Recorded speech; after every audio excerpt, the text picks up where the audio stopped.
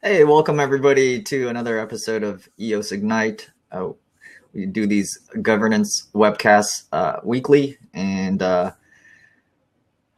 happy to have people in the live audience. I think there's one person, Eve. I don't know if you're out there, but glad you can join us if you are. And if you want to get on the video, I'd be happy to invite you, and we can discuss the topic of the day today. So there are a few things going on with governance. There's a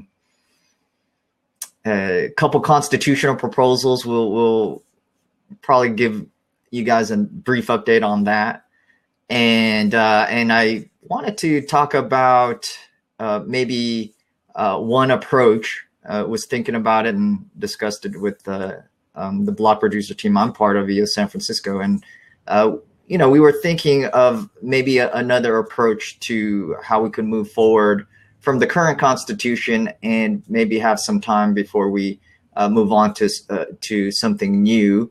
And so wanted to discuss that. So kind of drafted a document. It's a Google Doc where we just cover the current constitution and then also give some suggestions for how we can move forward. So that's essentially the gist of the Google document, and I'll link it right now to this chat window we have. And maybe if we have time, we can go over it. It's not a long blog article or document, so maybe we can go over it a little bit, but maybe just at a very high level. And then I wanted feedback. I wanted to know what your guys' opinions were about what's going on with EOS governance, how you see things working out in the future, whether it's more code is law, whether you still support some sort of human governance, or you support something like the EUA, seems to be picking up a lot of support, where block producers essentially dictate what happens on the network, and really the token holders ultimately have power by being able to vote them in or out. And so anyway, so there's a couple constitutional proposals again on the table. We'll give you an update on that, and then we'll go and discuss this topic of the day. So anyways, if there's any questions, feel free to ask them on the chat window. Otherwise, let's go check out what the latest is with the two main constitutional proposals that I've been following. And so let me go check out the sorry, I usually just go to this video and I have the links to the EUA referendum proposal, and maybe I'll share my screen here real quick, just so that you guys can see what I'm looking at. Let me do that here. And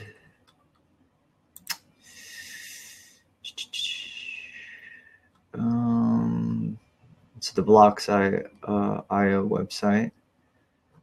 I got too many windows open up on my screen. I gotta close it, or maybe I'll share my whole screen. Usually I'm a little bit embarrassed to do so. Let me see. So I think it's this application window. So yeah, let me just share my entire screen then. I don't think I have anything weird here. Let me close my other windows here, and okay. So it's the blocks. Let me just go to blocks.io. Actually, let me close out here. Sorry about that, guys. Actually, let me just give you an update of what I'm seeing here. So essentially we have, for the EUA, we have about 15 million total votes, 14.5 million that support it and say yes, 120,000 that say no, and the rest abstaining. So we have about a turnout of the about 1.45% out of the 15% threshold, at least, that is stated in the interim constitution that you need to pass an official referendum. So, you know, pretty much 90, I would say, what, 90, maybe it's even 99%. So it's 14.5 divided by 15.1, which is 96% approval for the EUA referendum proposal. And that was one of the main ones. And then the other one is the community constitution. And let's see the latest there. There's about 2.9 million. These are rough numbers, 2.9 million that have voted, and about 2.4 that actually are against it. So this is the opposite, where about 82+% actually disapprove of the EOS community constitution. It's been around for about 23 days. So it seems as though that the most support is coming to the New York proposal, the EUA, but it's a very small percentage of what originally was the threshold, or at least is the threshold in the interim constitution. So that's the kind of level of activity we have on our ecosystem. And I don't think it's necessarily a bad thing. Usually those that are, most people are not interested in governance. People trust others to help guide the features in EOS technologically and also in terms of governance. So I didn't expect a great participation. But the other side of the coin is that maybe people are just happy the way things are, and that this is a signal that maybe we don't need such a formalized governance. And so that's something to think about. So it's hard to say, but that's probably a strong factor as well. So any questions so far? What do you guys think of the EUA? What do you guys think of the other community constitution, and how things are being voted on, and the progress of both of these proposals? Does anyone have any comments or concerns we can talk about? Okay. So yeah, it's good to keep up, and people have, it's still pretty early, but it's in some ways it's also been around for a few weeks now. I think the EUA has been out for about a month, and the community constitution was proposed about 23 days ago. So there's been some time for people who want to, who've probably wanted to voice their opinions to vote. So if there's no other thoughts on what's going on right now, let's just go ahead and just discuss the topic of the day. So I've been thinking about what the issues are right now between the interim constitution that we have and the proposals that we have in place to replace the interim constitution. And I think there's a way to just remove the interim constitution, at least as a first step, whether you believe in the having no constitution at all, whether you believe in the EUA or maybe even the ECC, whatever it is. Maybe if we take more of an incremental approach and just take the first action, that there may be more support for that before we move on to replace the interim constitution with something entirely different. So the idea is, okay, so can we just remove the Constitution? Are things going to collapse without the Constitution in place? But it would seem, I think, to most people that we're not really even abiding by the current interim Constitution. There's very little support, it seems. And yes, Mel, I agree with you. I don't think it would collapse. So if we've been following as we have been, there's really there hasn't been a lot of kind of abidance to this this constitution. So even if we eliminate it, I think life will go on and people probably won't even notice. But I think for clarity, for those that are paying attention and for those that maybe are somewhat dependent on it, if you've lost money, let's say, to a hacking incident and you think that this interim constitution is going to save you, I think it's probably better to kind of just rip off the Band-Aid and say, hey, sorry, like we're not going to be able to help you, at least based on the process we had in the interim constitution. And for those that are new to EOS, maybe they'll see this, that there is no constitution anymore, and that they would not be as they'd be probably more careful with their keys and not expect that there would be some resolution if they get hacked. So they'll be more careful. So that's the idea. What do you guys think? Can we just at least take the first step in a different form of governance just by removing the existing governance and replacing it with nothing? Nothing, absolutely. Just take out that code that says this is the interim constitution, remove it from the code, and that's one step. That's one action. That's progress. That's moving the bar forward, and it probably will minimize the confusion. People come into this, they read about the Constitution, have an official PR saying, okay, hey, we had an interim constitution. Most people didn't support it. There were questions about its legitimacy in the first place. There are all these other, there's de facto governance that is occurring that is irrespective of what is written in the interim constitution. So the reality is we are running with a different form of governance right now. That's the reality. So might as well make it official, right? Let's take the first step, put a referendum in place, and we could argue whether a referendum is even necessary, but I think it is a good way, and this is part of the document I kind of wrote about, that referendum does allow people to provide their input, right? Provide their vote of support or objection to this referendum, and we'll see what people think about it, replacing the Constitution or the interim constitution with nothing, and to see if people support that idea.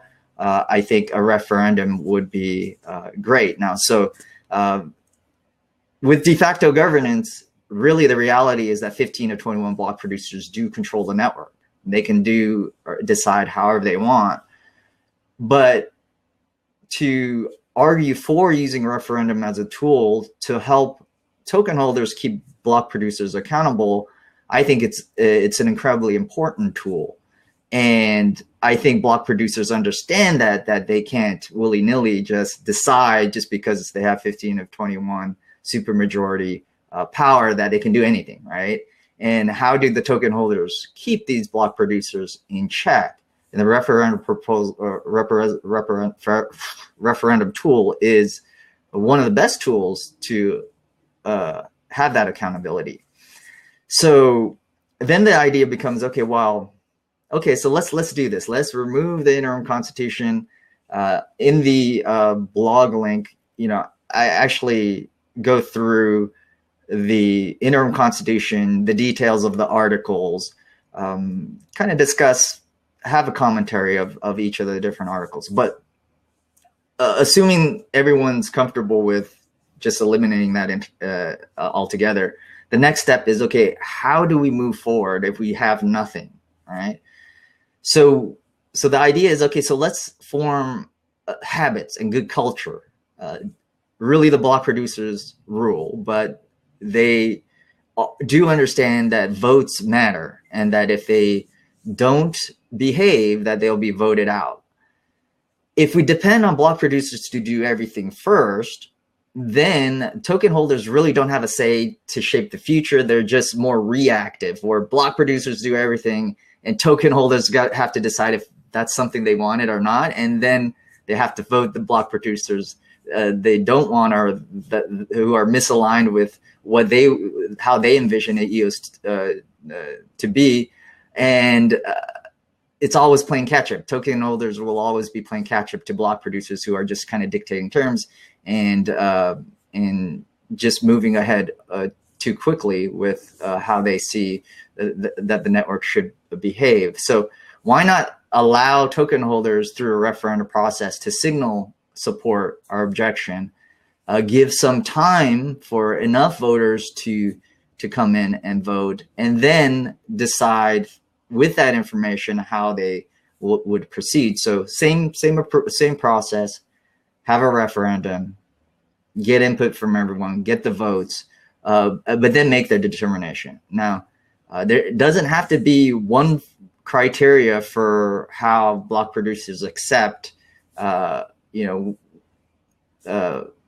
a referendum proposal that that they think has enough support for them to implement. Every block producer probably could have their own rules. That's not a problem. But let's go out and make suggestions or recommendations about what we feel are good numbers, as at least as a starting point, and we can iterate to make sure that we're not that most people are in agreement that it's at least a good way to move forward. So how do you guys think we can do that? And just quickly, I mean, I could just throw out a suggestion of how we can do that. So block producers can decide how many minimum number of votes can be sufficient as an indicator of support. It could be based on the relative number of votes that all proposals have. So right now, no proposal has more than 2.5% of the entire vote.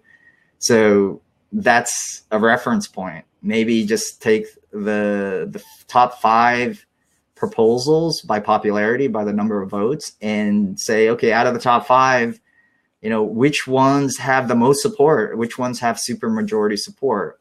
Does it have to be majority, 50%, supermajority, 66% or 75 or 80%?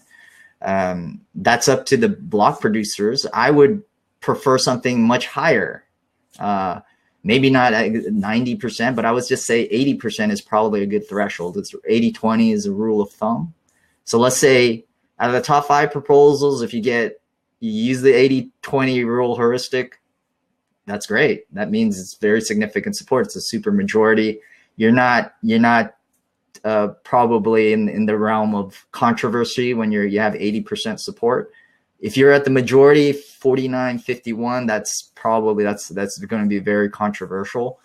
So if we're up at the 80% mark, Mel says 80 sounds good. It's a reasonable supermajority threshold. And then time, because not everyone is active. So let's say 30 days is a month. It seems as though it'll allow people to not have to be checking up on governance daily. If it's every quarter, it may be a little bit slow. You may not be able to do too many things, but monthly seems like a good approach. And also, this doesn't consider emergencies where maybe it's a critical bug fix that you need to update as soon as possible. But we're talking about more strategic, longer term features. A month I don't think will delay the progress of the blockchain too much. So maybe a month. What do you guys think about a month? So because we do need to give time for people to voice their opinion. And if it's a day, it's too short. Like most people aren't even daily active users, right? They may check in every week, every couple of weeks, and in governance, maybe not, maybe even fewer times a month than that. So that's the idea. So everyone's going to have their own metrics. We were thinking, 80-20, top 5 most popular proposals as a secondary criteria, and then 30 days to give people enough time. And I also mentioned some concepts, some cool concepts that are in law that we can use as analogies.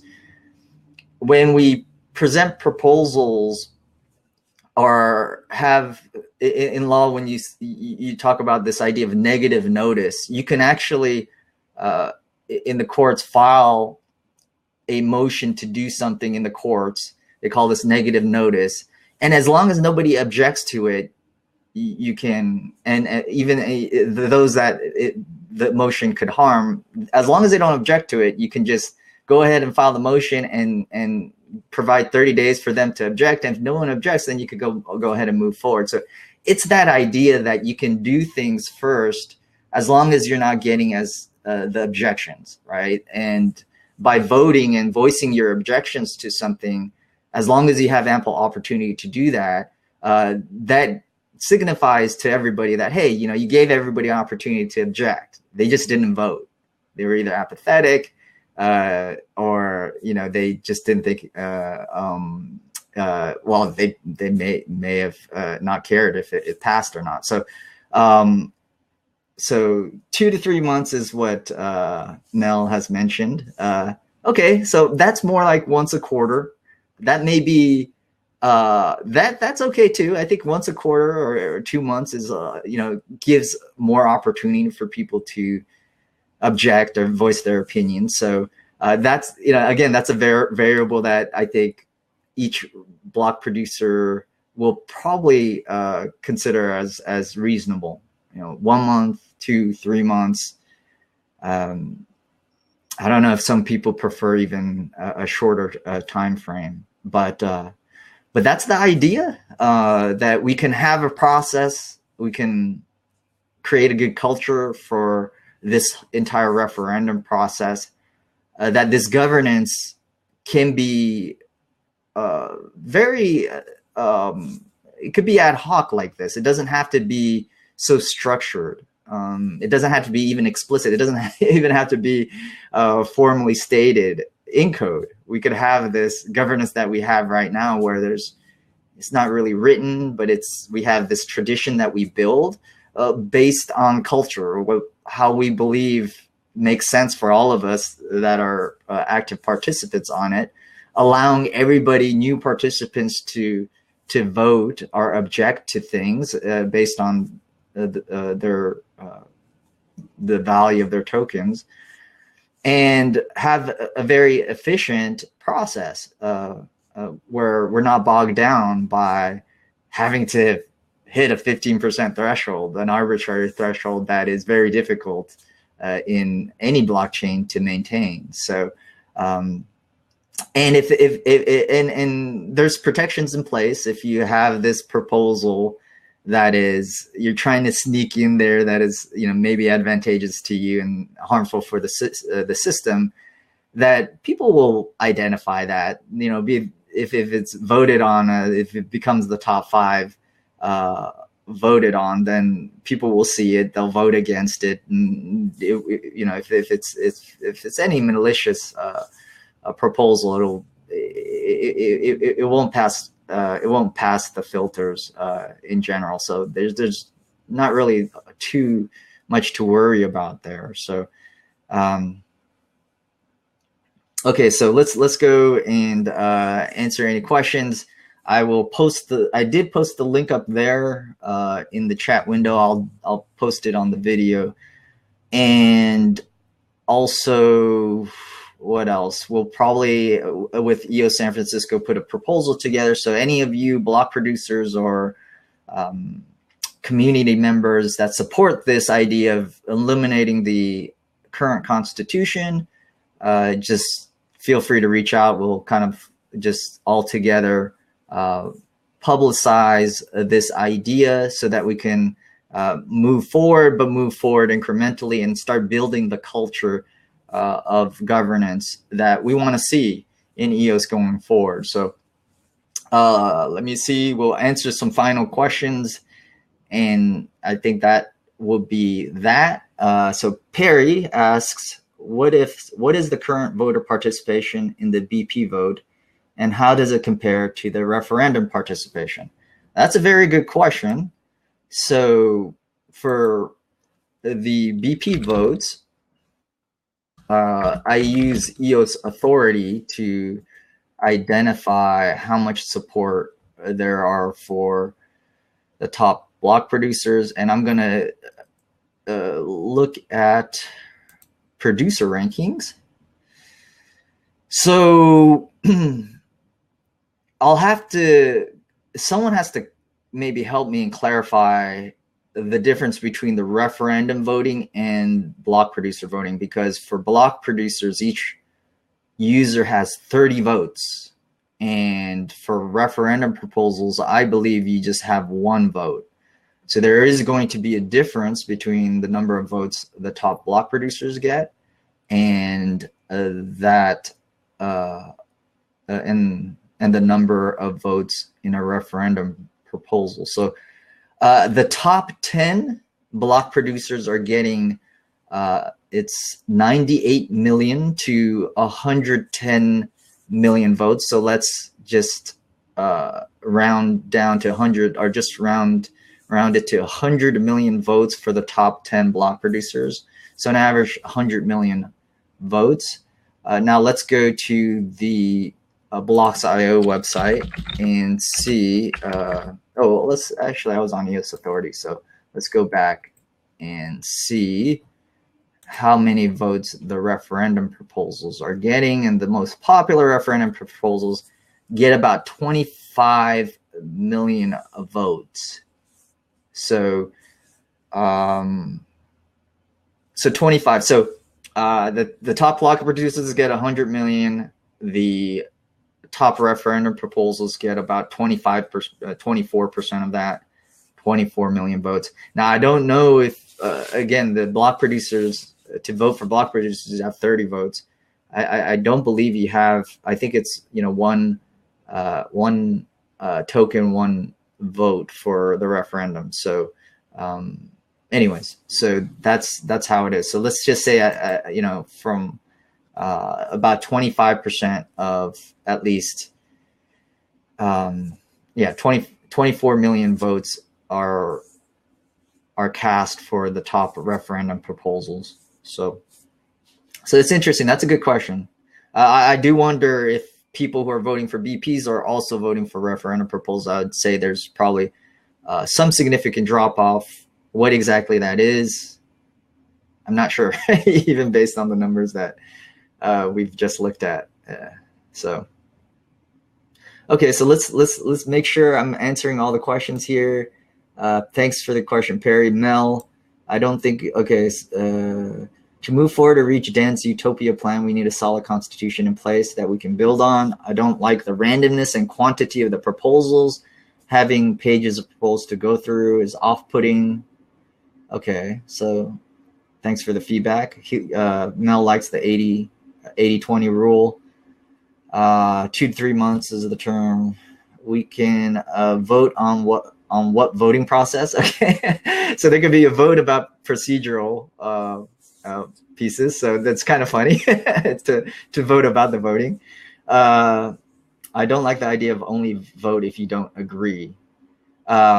Well, see, the idea is that you can vote yes on these proposals. It's just that if you're objecting to it, you also have to vote as well. One of the problems with the current system is that if there's a threshold that you need to reach, even though you object to a proposal, you may not want to vote. You may just abstain, or not even abstain officially. You just don't vote, so that proposal won't hit the threshold needed for it to be approved officially. So there are strategic reasons why people don't vote, and to prevent that, you create a system where if you don't vote, it's worse, because the vote will pass anyways. It doesn't have to meet this high threshold.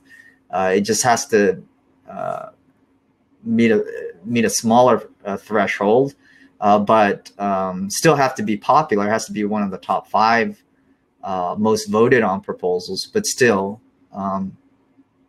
you know, if you don't vote, you'll probably, you know, it'll probably work against you. So let me see.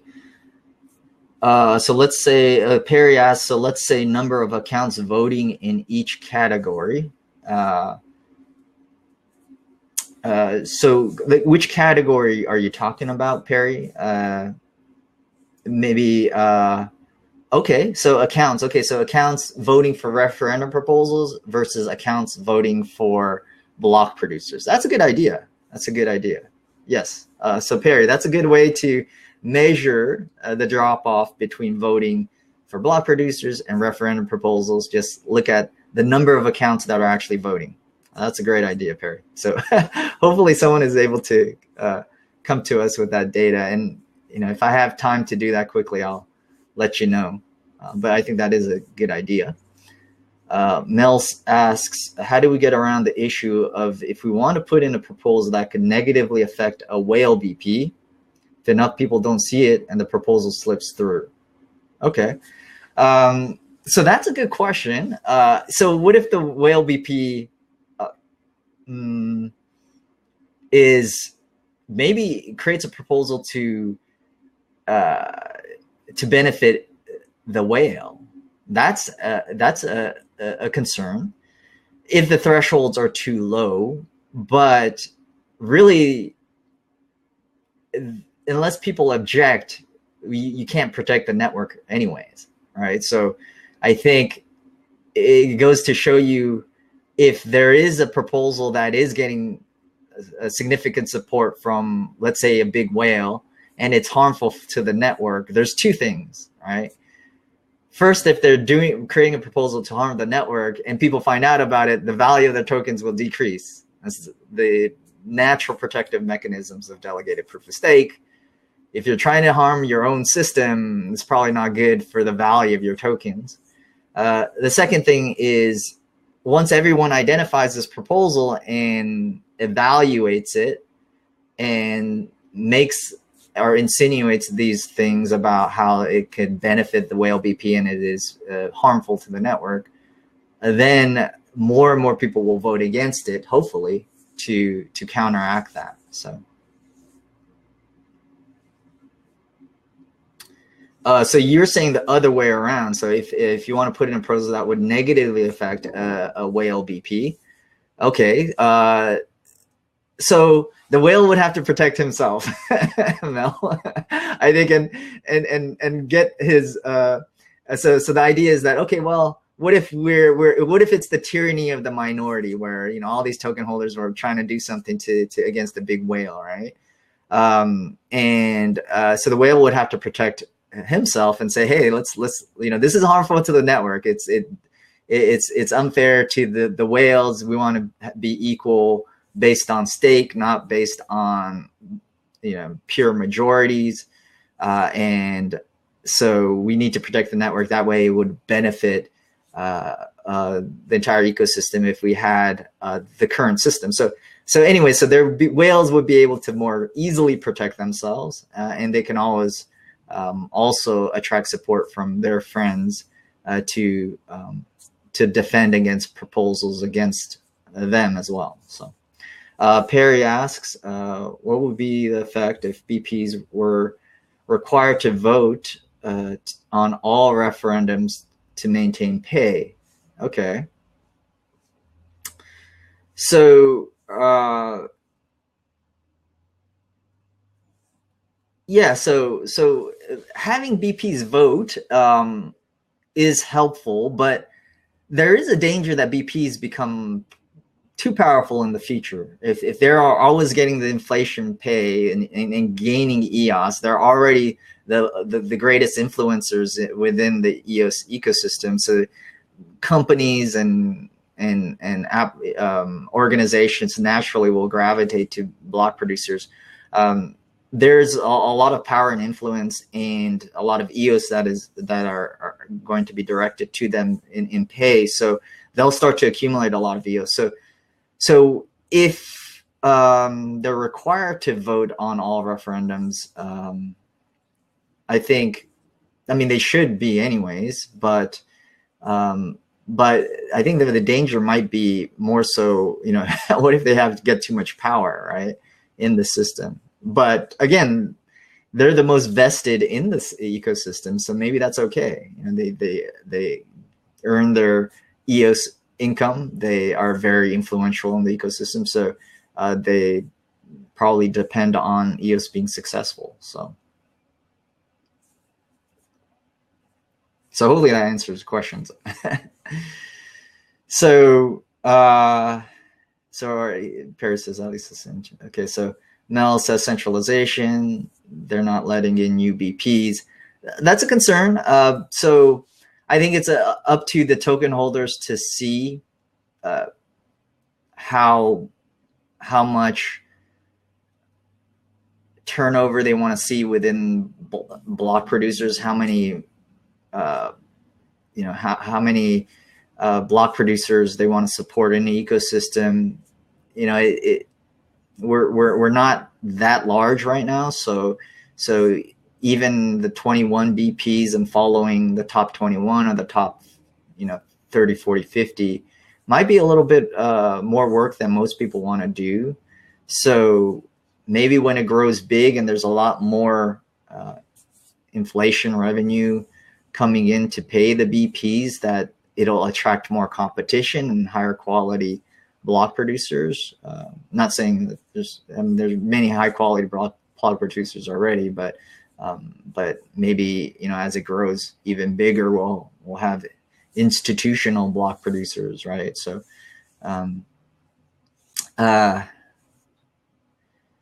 yeah, so how do they move up? So one way is just buy a lot of EOS. You know, these companies, these large institutions, if they start using it, they'll have a lot of money. They'll say, hey, this is worth it to not only participate in EOS, but gain the influence in EOS. You know, they can probably just buy a lot of EOS to participate in. So randomizing BPs. Yeah, there may be a case to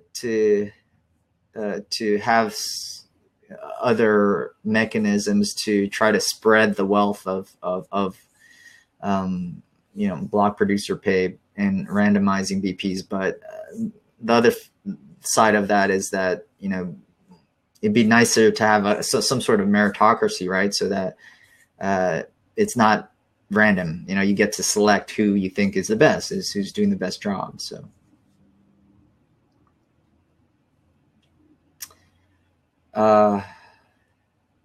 So Perry asks, is it not fundamental to know the BP's position on referendums? Oh, absolutely. I think this is one of the ways and the cultures we want to foster.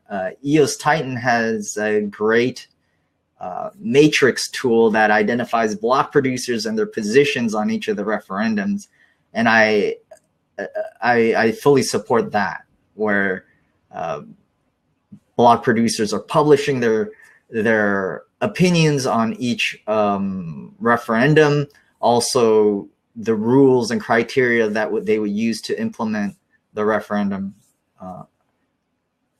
As long as they're public, they publish it. I think will foster a great culture and habit moving forward. So yes, Perry, definitely. Okay, Mel says, just one at the bottom, randomized to check they can produce volume and gives them a chance to earn some money. Okay, so yeah, that's a good idea. So I think there's a similar system. I think isn't EOS like that right now? I think in the EOS there is this. There are 21 block producers, but there's one that that is random and randomly selects a backup producer. And I don't know the exact reason for that, but it was more to create to help the security of the consensus mechanism. But for the reasons you mentioned, Mel, it does keep all the backup block producers in check to make sure that they're capable of producing blocks when needed, and when they actually become a top 21 block producer, that they have the infrastructure to do so. So, okay. I think that's about it. Perry, you have another suggestion here. I want to suggest that getting BP's voting will spur token holder voting. I believe the low or high vote turnout is in BP's hands. Okay. Yeah, maybe that's the case. Maybe block producers are too politically neutral right now, and they should just be far more politically active and campaigning about not only about how token holders should vote, but exactly what they should vote for. So I like that idea. Hey, let's make this political. Let's just and allow token holders to distinguish between those that they're aligned with and those they're not. So I think that'd be great. Yeah, I do think that block producers are too safe right now, and I think and I understand that people have mentioned that, hey, our job is really just to produce blocks and that's it. And I think that is one of the main functions. But now, since they have so much power, there's a lot more responsibility. Now the future of the network really ultimately, at least the implementation of that, the execution of that, depends on block producers. So I think there needs to be more of a political stance. So it'd be interesting to see how this plays out. So. All right, I think this has been a great conversation. Thanks so much, Perry and Mel, for sticking with us for kind of all these many weeks, and great questions and great suggestions. I look forward to seeing how this all plays out. I'm excited. I'm excited. As we say, this is I think how governance is shaping up on EOS, right? And I'm excited about just this practical and effective governance as we move forward in EOS. And and I think it's going to work out. I'm very optimistic about that. So thanks, guys. I'll see you guys next week. Please check out the actual document that I posted. And we'll try to get a Medium post officially on Monday. So thanks a lot, guys. Really appreciate it. And I'll talk to you guys next time. Take care.